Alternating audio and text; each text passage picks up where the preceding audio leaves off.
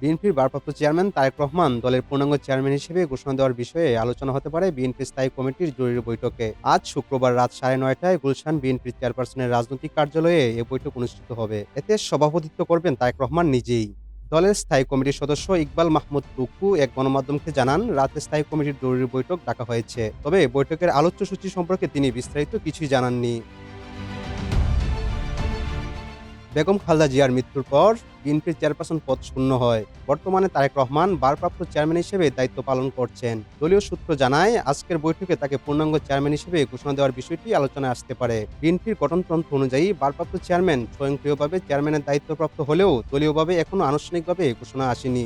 দলীয় একটি সূত্র জানায়, তারেক রহমানকে চেয়ারম্যান হিসেবে দায়িত্ব নিতে স্থায়ী কমিটির একাধিক সদস্য অনুরোধ জানিয়েছেন, তবে তিনি তৃণমূল নেতাদের মতাদর্শ ও পরামর্শের ভিত্তিতে সিদ্ধান্ত নিতে আগ্রহী।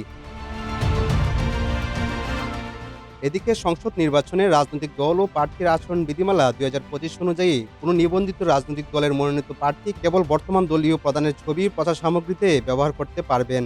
তবে এসব ছবি পোর্ট্রেট আকারে থাকতে হবে এবং নেতৃত্বদান বা প্রার্থনারত ভঙ্গিমায় প্রদর্শন করা যাবে না।